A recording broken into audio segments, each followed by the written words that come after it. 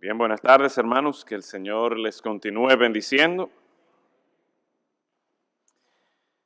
Les invito a que vayan conmigo en sus Biblias al Evangelio según Lucas, capítulo 9. Lucas, capítulo 9, versículos 21 al 27. Estaremos leyendo en esta noche y de manera particular nos estaremos enfocando en el versículo 23. Respondiendo a la pregunta, ¿qué significa ser un discípulo de Cristo? La semana pasada estuvimos predicando del pasaje de Mateo capítulo 28, donde el Señor nos reta, donde el Señor nos deja a nosotros la gran comisión, esa orden, esa misión que el Señor ha dado no solo a un grupo élite o un grupo SWAT de cristianos, sino a todos los creyentes. Todos nosotros somos llamados a cumplir esta misión de ir y hacer discípulos de Cristo. La semana pasada nosotros estuvimos viendo no solamente este llamado, no solamente esta misión que el Señor nos da, sino también la metodología correcta para nosotros lograr esta misión, llevar a cabo esta misión. Y vimos en Mateo capítulo 28, versículo 19, que ciertamente el Señor nos dice, id y haced discípulos, pero también nos dice cómo. Nos dice que debemos bautizarlos, nos dice que debemos enseñarles. En otras palabras, por un lado, debemos llevar a la gente que no conoce de Cristo como Señor y Salvador, debemos llevarlos a ellos por medio de la predicación del Evangelio, a que ellos se arrepientan de su pecado, a que ellos dejen su vida del mundo, a que dejen de seguir la corriente de este mundo y reconozcan a Cristo como Señor. Y en cierta manera lo que sella eso o lo que de manera pública da testimonio de que Cristo es el Señor de una persona es que esa persona ha decidido obedecer esta ordenanza de bautizarse. Entonces, para ser discípulos, nosotros no es solamente predicarle a una persona y que esa persona repita una oración o que esa persona haya venido aquí a la iglesia, sino que debemos llevar a esa persona a que comprenda que de ahora en adelante Jesucristo es el Señor de su vida. Pero no solamente eso a nivel intelectual, sino que de manera práctica, la segunda parte en que nosotros hacemos discípulos es cuando les enseñamos a ellos, por medio de nuestro ejemplo, por medio de nosotros invertir nuestro tiempo, nuestros recursos, por medio de nosotros invertir nuestra vida en la vida de otras personas, les enseñamos a ellos también a guardar los mandamientos del Señor. En otras palabras, a que de manera práctica estas personas dejen de seguir la corriente de este mundo, dejen de seguir su propia vida y obedezcan y hagan, procuren seguir y hacer la voluntad de su Señor Jesucristo.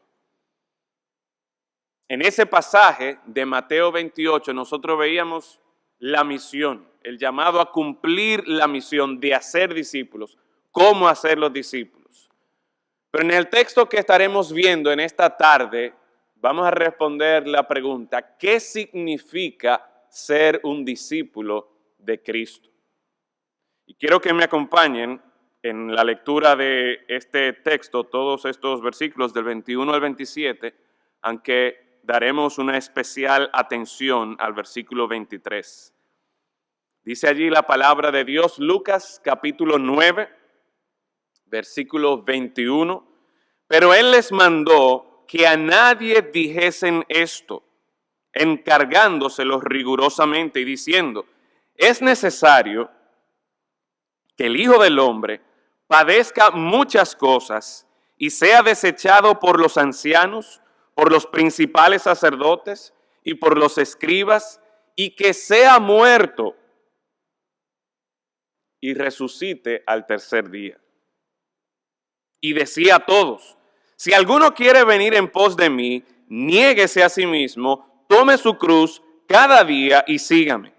Porque todo el que quiera salvar su vida la perderá, y todo el que pierda su vida por causa de mí, éste la salvará. Pues, ¿qué aprovecha al hombre si gana todo el mundo y se destruye o se pierde a sí mismo? Porque el que se avergonzare de mí y de mis palabras, de éste se avergonzará el Hijo del Hombre cuando venga en su gloria y en la del Padre y de los santos ángeles. Pero os digo en verdad que hay algunos de los que están aquí que no gustarán la muerte hasta que vean el reino de Dios. Vamos a orar. Padre, damos gracias porque en el día de hoy nos has dado el privilegio, la oportunidad, el gozo de reunirnos en tu casa, esta mañana y aún esta tarde, de poder disfrutar de la compañía, la comunión de nuestros hermanos y hermanas en Cristo, de poder unir nuestras voces para exaltar el nombre de nuestro Señor, para engrandecerte a ti, oh Dios. Reconocer tu gloria, reconocer tu amor, reconocer que ciertamente hay más de 10,000 razones por las que nosotros podemos y debemos alabarte a ti. Gracias damos, Señor, porque nos concedes este día especial, nos concedes este tiempo especial para nosotros enfocarnos en ti, para nosotros considerar tus obras y alegrarnos y gozarnos en tus obras. Ahora, Dios, una vez más en este día nosotros tenemos la oportunidad de abrir tu palabra y reconocemos, Señor, que necesitamos de tu Santo Espíritu para entenderla, pero también para aplicarla en nuestras vidas día tras día.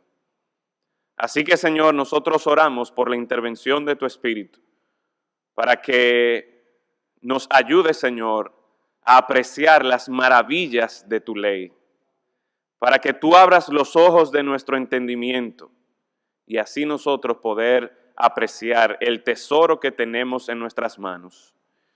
Y no solamente apreciarlo como un tesoro, sino vivirlo, porque sabemos las promesas que son fieles y que tú las vas a cumplir. Así que, Señor, háblanos en esta noche. En Cristo Jesús lo rogamos. Amén. A partir de enero nosotros iniciamos una nueva escuela dominical, un nuevo periodo de escuela dominical y hemos hecho este énfasis, hemos hecho este llamado a la iglesia de vivir en misión. Y tanto en la escuela dominical como en algunos de los mensajes, tanto del pastor Pedro como mensajes que hemos compartido nosotros aquí, hemos estado viendo cómo realmente es que vamos a llevar a cabo esta misión. Hemos estado viendo cuál es la misión.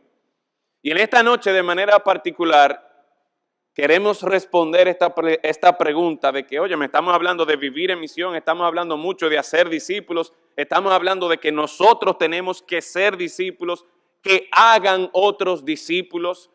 Pero, ¿qué significa esto de ser un discípulo de Cristo? ¿Es simplemente que yo me aparezca aquí los domingos en la mañana y aún hasta los domingos en la noche?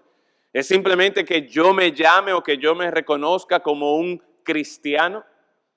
¿Qué implicaciones tiene para mi vida el yo ser un discípulo de Cristo? Ciertamente, la semana pasada nosotros pudimos apreciar algunos puntos y principalmente lo que tiene que ver con el hecho de que un discípulo de Cristo es una persona que reconoce a Jesús como el Señor de su vida.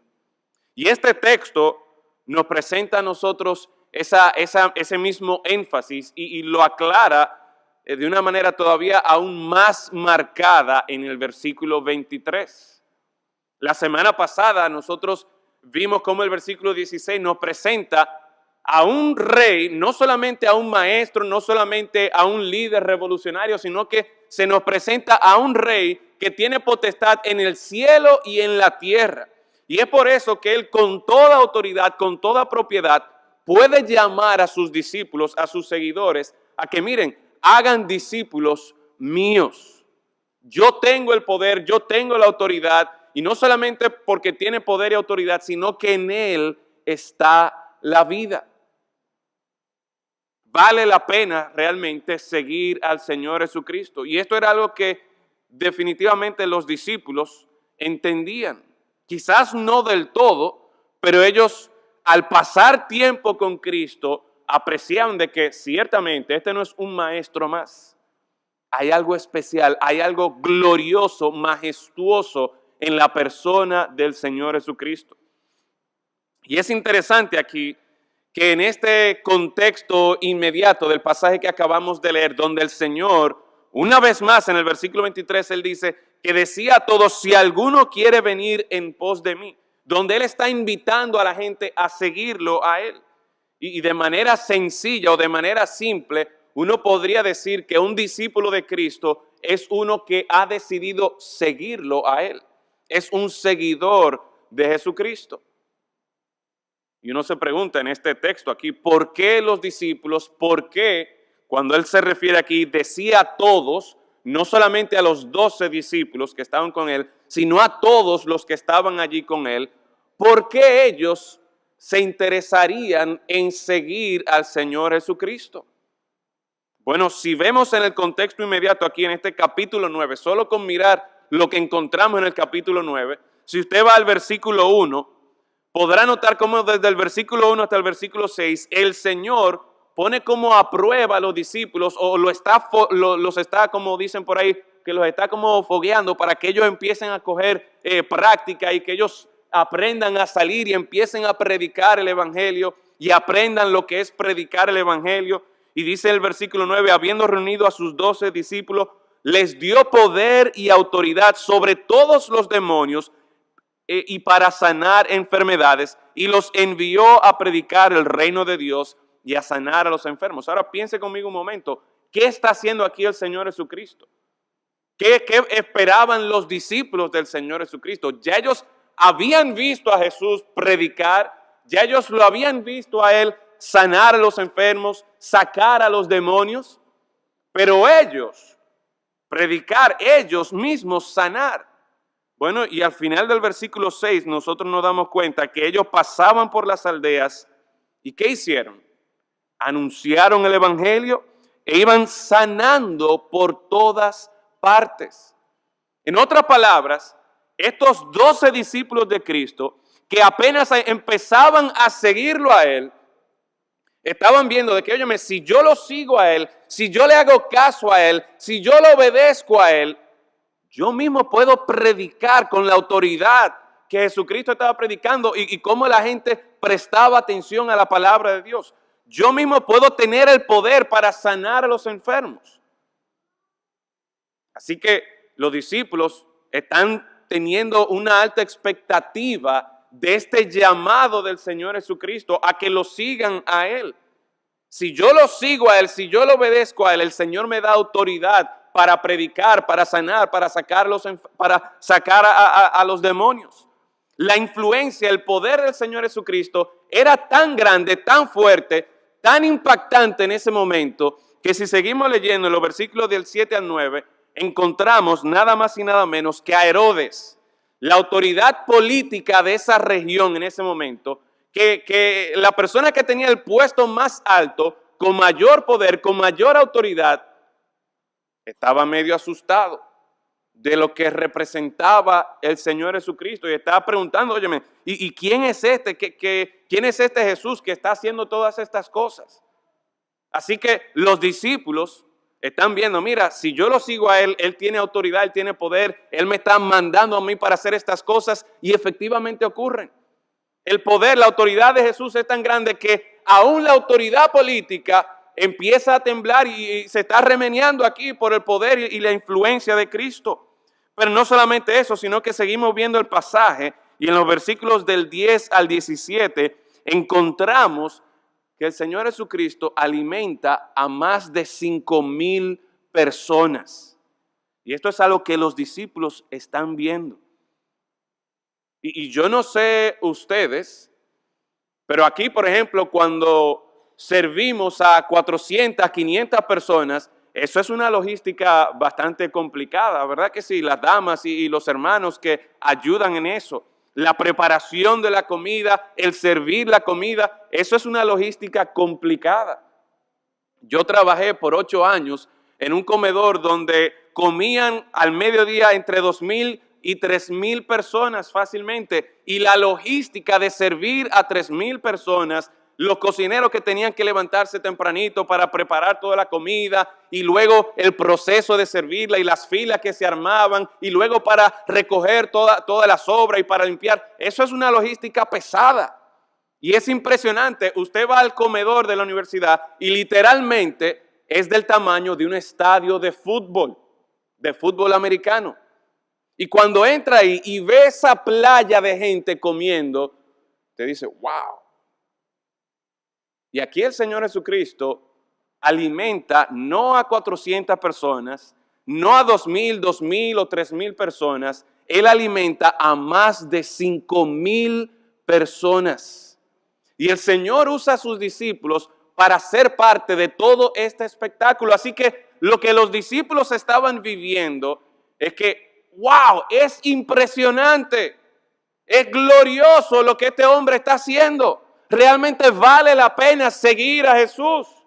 Y para culminar toda esta expectativa, el mismo Señor Jesucristo hace la pregunta a sus discípulos en los versículos del 18 al 20 y le dice, miren, ¿qué está diciendo la gente de mí? ¿Qué piensa la gente de mí? Y algunos de ellos decían que él era Juan el Bautista, otro que era Elías, otro que era otro de los profetas antiguos, es decir, que lo estaban poniendo en una categoría aparte, en una categoría de gente excepcional, porque realmente la gente se daba cuenta de que este era un hombre impresionante, que llamaba la atención. Pero Pedro, y sabemos por el relato del libro de Mateo, capítulo 16, Pedro, habiendo recibido una revelación del Padre, reconoce que Jesús no es Juan el Bautista, o no es Elías, o no es Jeremías, o alguno de esos otros profetas. No, él reconoce que Jesús es el Cristo de Dios, que Jesús es el Mesías. En otras palabras, que Jesús es la persona que Dios había enviado y en quien se cumplirían todas las promesas del Antiguo Testamento, todas esas promesas que apuntaban a la salvación del pueblo de Israel. Y el que Pedro dijera esto, el Señor Jesucristo lo dice, mira, esto es por revelación del Padre. No era que Pedro tenía una intuición fuera de lo normal, no. El Padre le había revelado esto y el Señor Jesucristo confirma que ciertamente Él es el Cristo de Dios. Él es el enviado de Dios. Y esto como que entonces sella esta expectativa y todo este espectáculo de quién es el Señor Jesucristo. Uno que con tan solo decirle, miren, vayan y prediquen con autoridad. Ellos van y predican con autoridad. Que con tan solo decirle, vayan y sanen a los enfermos. Ellos sanan a los enfermos. Un hombre que por su poder, por su influencia, hace que la máxima autoridad tiemble y se cuestione. Un hombre que alimenta a más de 5,000 personas. Un hombre que no era como cualquier otro de los profetas, sino que efectivamente era el enviado de Dios, en quien estaba la esperanza, no solamente de Israel, sino de todas las naciones. Ahora, con esa expectativa y con este cuadro que los mismos discípulos estaban armando y estaban diciendo, óyeme, pero ya nosotros nos hicimos. Aquí está nuestro Salvador, aquí está nuestra salvación. Ya podremos nosotros salir de la opresión de nuestros enemigos, de los romanos y de cualquier otro líder religioso que realmente no esté enfocado en servir al Señor. Ya aquí está nuestro Salvador. Pero ¿cuáles son las palabras que inmediatamente, después de todo este clímax, de todo este cuadro que se está presentando aquí de Cristo, cuáles son las palabras que Él dice? Versículo 21, Él les mandó que a nadie dijesen esto. Ya a partir de ahí, yo me imagino que los discípulos empezaron a ponerse medio chivos, pero Señor, Tú eres el Mesías, ya por fin nosotros nos estamos dando cuenta de que Tú eres que nos va a traer la salvación, de que en Ti es que está nuestra esperanza y ahora Tú nos estás diciendo que no le digamos a nadie esto. Pero ellos siguieron escuchando. Y él se lo encargó rigurosamente. No solamente que no se lo diga a nadie, sino que miren lo que viene. Es necesario que el Hijo del Hombre padezca. ¿Cómo? Que el Hijo del Hombre padezca. Pero aquel que tiene autoridad y que predica tan bonito y que predica con tanto poder, con tanta pasión y que persuade a la gente, aquel que es capaz de echar fuera demonios, aquel que es capaz de sanar a los enfermos, que él padezca. Aquel que pone a temblar a los reyes, que el Hijo del Hombre, que el Mesías, que el Cristo de Dios padezca. Que padezca muchas cosas y sea desechado por los ancianos, por los principales sacerdotes, por los escribas, y que sea muerto. Y que sea muerto. Y lo voy a dejar ahí por ahora. Pero lo que el Señor Jesucristo le está diciendo, o lo que Él está haciendo, es literalmente cogiendo una cubeta, una batea de agua fría con hielo, ante la expectativa tan gloriosa, tan maravillosa, tan alentadora que tenían los discípulos. Ante esa manifestación de poder, el Señor Jesucristo está tomando una batea de agua fría con hielo y se le está echando por encima a los discípulos. Lo está dejando pálido, lo está dejando que no saben qué es lo que está diciendo Él. Y efectivamente, en el Evangelio de Mateo nosotros vemos la reacción de Pedro y le dice, Señor, mira, que eso no te acontezca nunca. Y es porque Pedro no entendía cómo el Señor Jesucristo, después de haber presentado todo este poder, toda esta autoridad, después de tener este recibimiento de la gente, después de causar tanto temor a los líderes, tanto los líderes políticos como los líderes religiosos, ahora le está diciendo, mira, es necesario que yo, el Salvador, la esperanza de Israel y de todas las naciones, yo voy a tener que sufrir.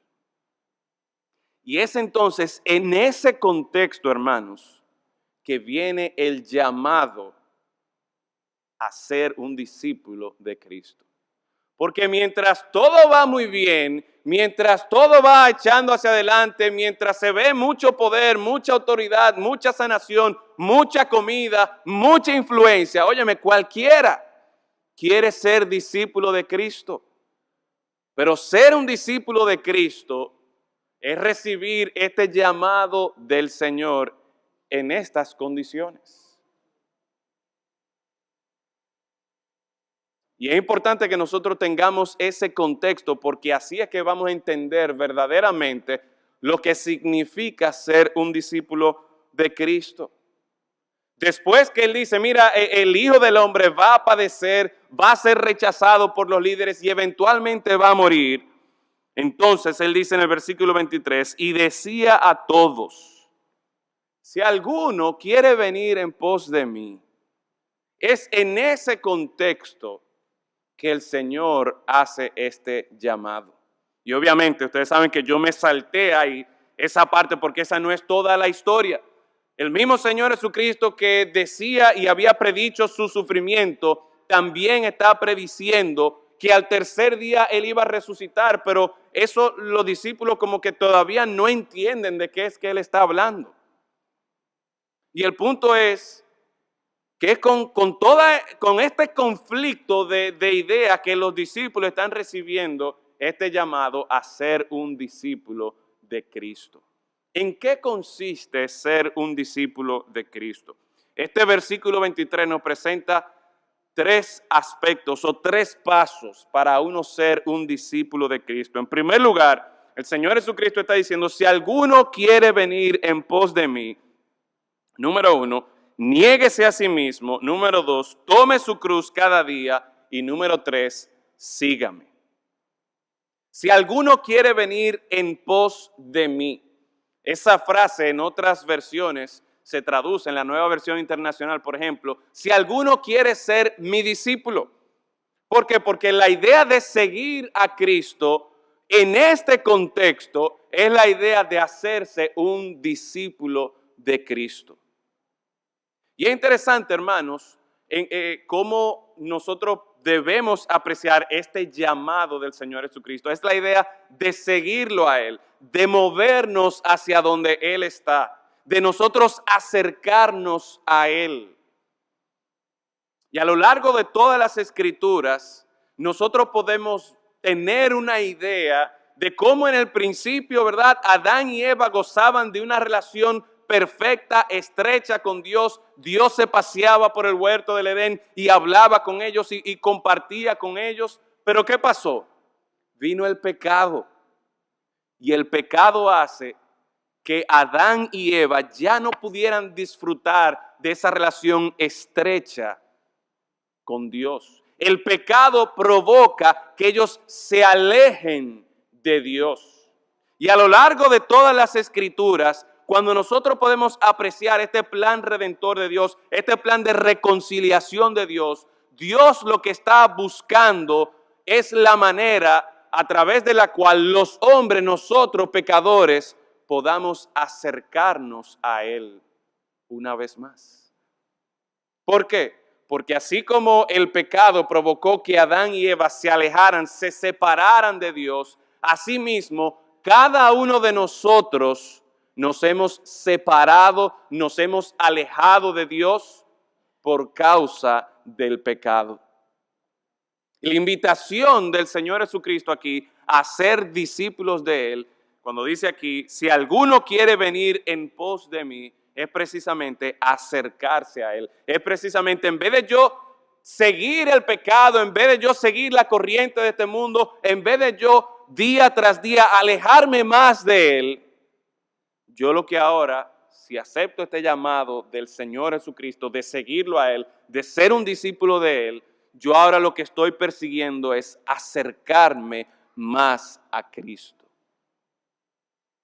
Así que ser un discípulo de Cristo, mis hermanos y hermanas y amigos que están aquí en esta noche, significa, número uno entonces, que yo reconozco que por causa de mi pecado, yo me he alejado de Dios y es el Señor que me está invitando a mí a acercarme a Él por medio de su Hijo Jesucristo. Pero el texto sigue diciendo y nos presenta entonces, luego de que nos da esta invitación, este llamado, si alguno quiere venir en pos de mí, si alguno quiere ser mi discípulo, lo primero que tiene que hacer es negarse a sí mismo. Y este primer punto, para ser un discípulo de Cristo, realmente va en contra de nuestra naturaleza. ¿Por qué? Porque nuestra tendencia normalmente, de manera natural, es que yo voy a estar velando por mis intereses. Yo voy a estar pendiente de qué es lo que a mí me gusta, de qué es lo que a mí supuestamente me conviene más. Y el Señor está diciendo aquí, si tú quieres seguirme a mí, como seguirme a mí significa que ya tú vas a dejar el pecado, entonces tú tienes que negarte a ti mismo. En otras palabras, yo tengo que dejar de satisfacerme a mí. Porque si yo voy a ser un discípulo de Cristo, ya yo debo tener una nueva orientación en mi vida.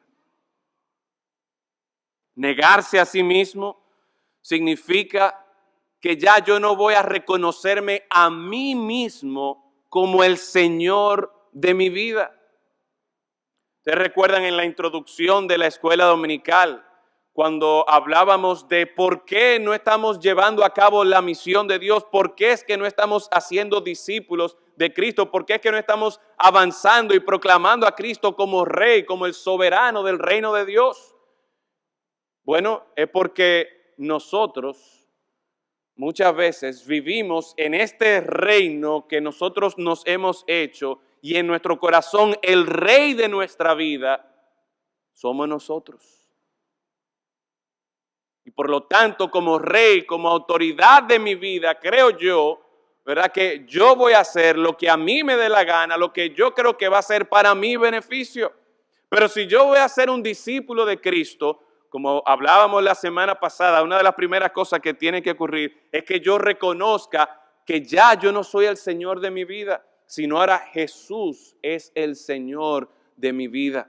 Y cuando yo me bautizo, cuando yo cumplo con esta ordenanza, eso es una manifestación pública de que yo estoy diciendo que de ahora en adelante Cristo es el Señor de mi vida.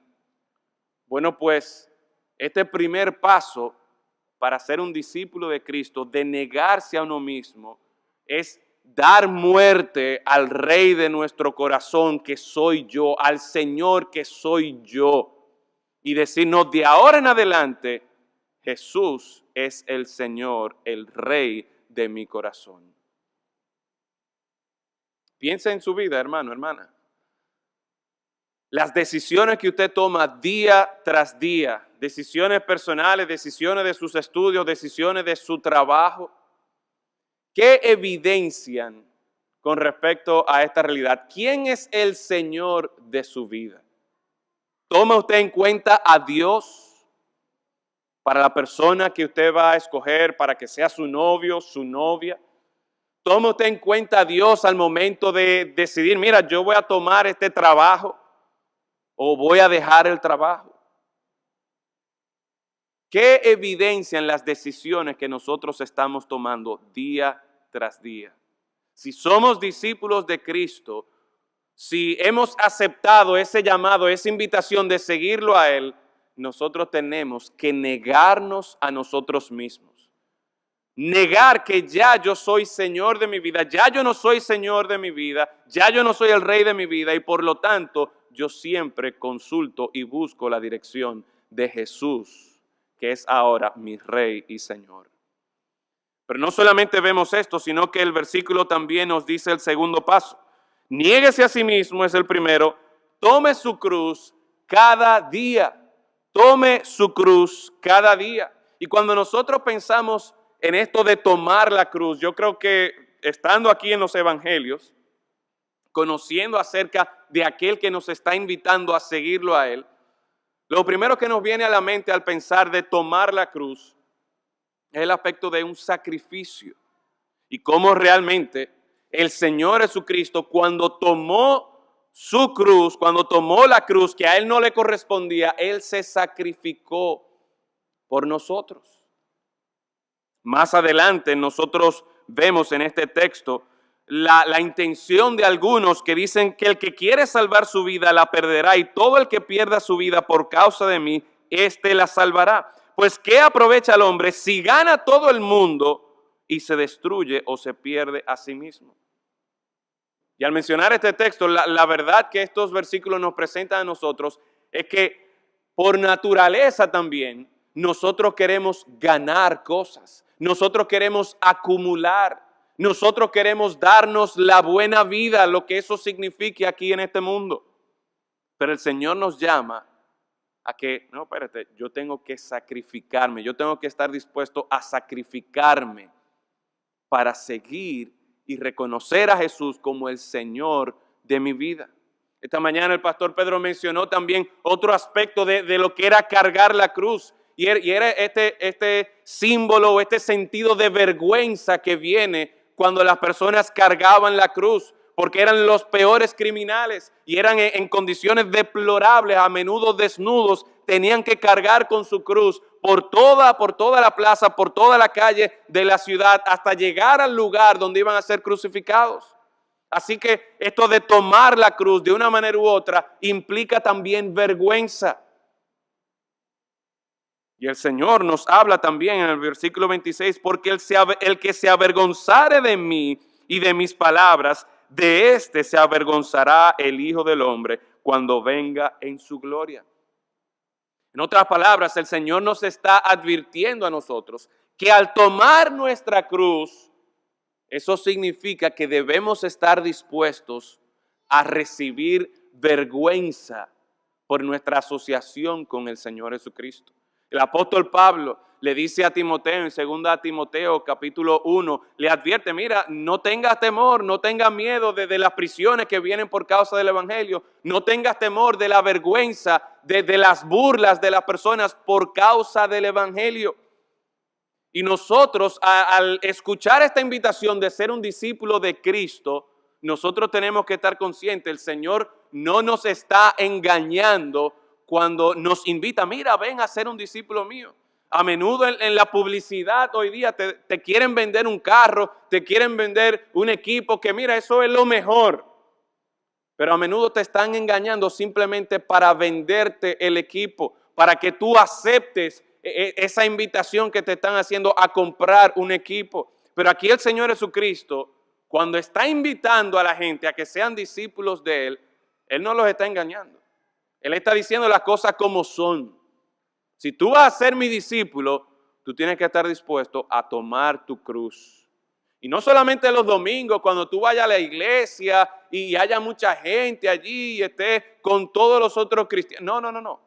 Que tomes tu cruz cada día, que estés dispuesto a sacrificarte, que estés dispuesto a recibir vergüenza porque tú reconoces a Jesús como el Señor de tu vida.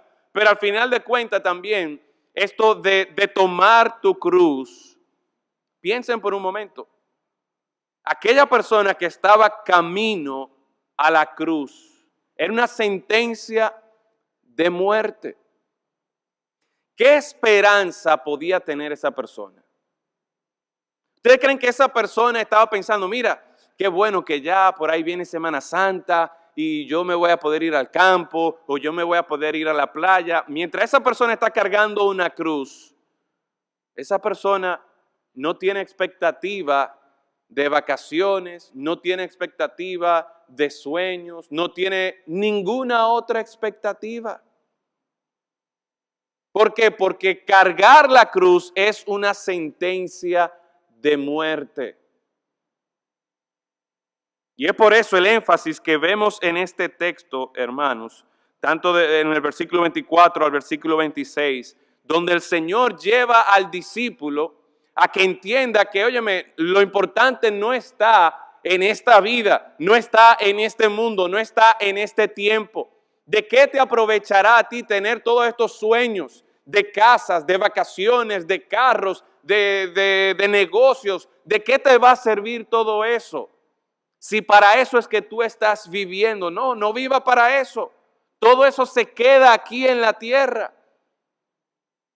Aquel que es un discípulo de Cristo, su verdadero sueño es estar en la presencia de Cristo. Si tú quieres ser un discípulo de Cristo, tienes que negarte a ti mismo, tienes que estar dispuesto a tomar tu cruz. Y por último, el versículo dice aquí, tome su cruz cada día y sígame. Y sígame. ¿A quién? A Cristo. El mismo que en el versículo 21 y versículo 22 está aterrizando, está trayendo a la realidad a los discípulos que estaban muy emocionados, estaban muy entusiasmados de toda esta manifestación de poder y autoridad del Señor Jesucristo, de cómo el Señor Jesucristo había puesto a temblar a las autoridades políticas y religiosas, de cómo el Señor Jesucristo había sanado, de cómo el Señor Jesucristo había alimentado a tanta gente.